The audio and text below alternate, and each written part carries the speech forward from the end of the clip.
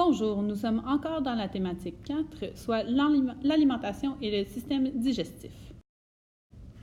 Puisque nous avons terminé la section sur l'alimentation, c'est-à-dire les aliments et les nutriments, nous entamons maintenant la section 2, le système digestif à proprement parler.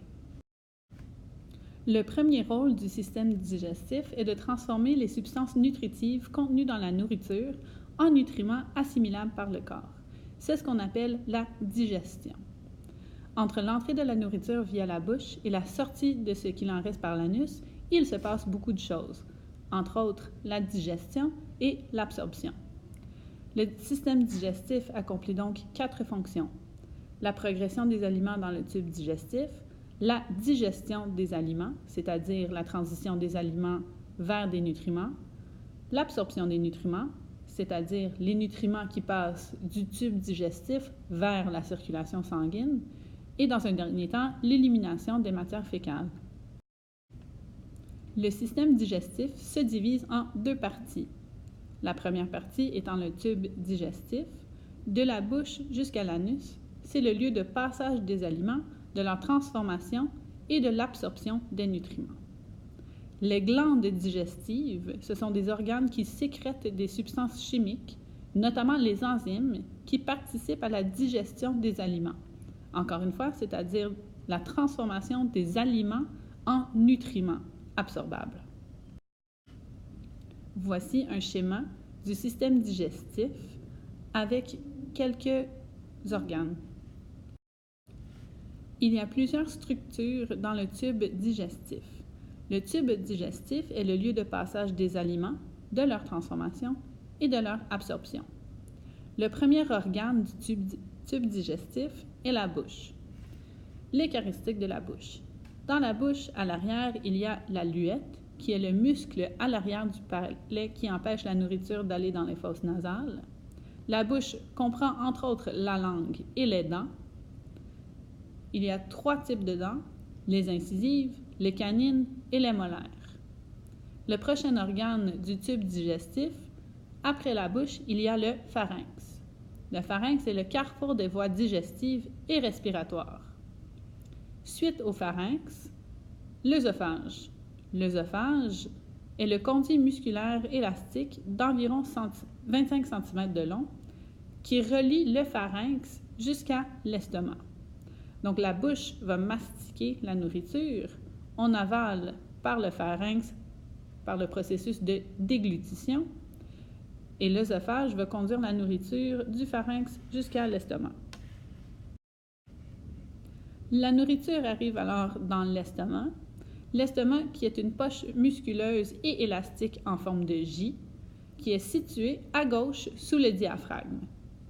À l'entrée de l'estomac, il y a le premier sphincter qui est un muscle circulaire qui s'appelle le cardia. À la sortie de l'estomac, il y a un sphincter qui est un muscle circulaire qui s'appelle le pilar. Suite à l'estomac, la nourriture va être déversée dans l'intestin grêle ou petit intestin. L'intestin grêle est environ 6 mètres de long, a une très grande surface pour l'absorption. Cette grande surface est assurée par les replis, les villosités et les microvillosités. L'intestin grêle a 3 parties, le duodénum, le jéjunum et l'iléon. Ensuite, la nourriture, en fait, ce n'est plus de la nourriture, mais bien ce qui reste, les déchets, vont passer vers le gros intestin. Le gros intestin peut être aussi appelé le côlon. Le côlon est environ 1,5 m de long, situé autour de l'intestin grêle. Le gros intestin est composé de 4 parties, le cæcum, le côlon, le rectum et l'anus. Dans le gros intestin, il y aura l'absorption de tout l'eau qui reste dans les éléments.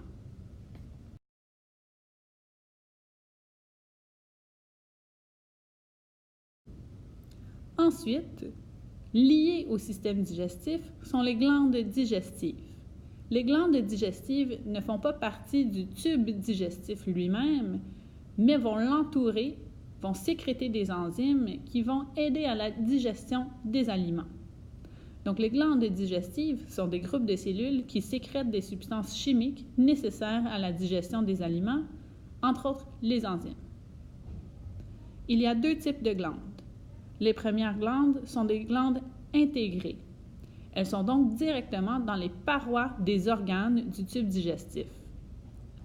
Les premières glandes intégrées, ce sont les glandes gastriques, qui se situent dans les parois de l'estomac.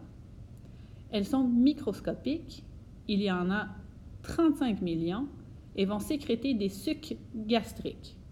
C'est bien des sucs, S-U-C-S, et non des sucres. Ils vont excréter leur sécrétion dans l'estomac. Le deuxième type de glandes intégrées sont les glandes intestinales, qui se situent dans les parois de l'intestin grêle.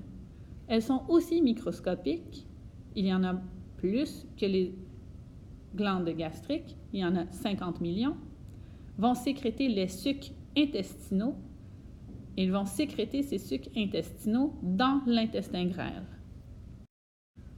L'autre type de glandes sont les glandes annexes, c'est-à-dire qui forment des organes externes du tube digestif et qui sont reliés par un tube vers le tube digestif, qui vont déverser alors leur sécrétion par ces tubes. Donc, le premier type de glandes annexes sont les glandes salivaires, qui se situent autour de la bouche. Elles ont une taille moyenne. Nous avons 3 paires de glandes salivaires, c'est-à-dire 3 glandes à chaque côté de notre visage.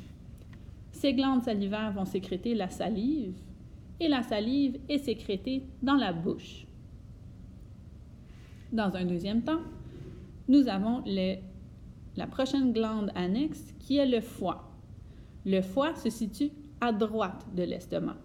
Son volume, c'est la plus grosse glande qui sécrète des enzymes. Nous avons un foie. Le foie va sécréter la bile et la bile va être sécrétée vers le duodénum, le duodénum étant la première partie du petit intestin. Dans un dernier temps, nous avons le pancréas. Le pancréas se situe sous l'estomac. Il est de taille moyenne. Nous avons un pancréas. Le pancréas va sécréter les sucs pancréatiques. Et ces sucs pancréatiques vont encore une fois être déversés dans le duodénum, le duodénum étant la première partie de l'intestin grêle. Lié au foie, il y a la vésicule biliaire. Le vésicule biliaire est un petit sac sous le foie qui va entreposer la bile et la concentrer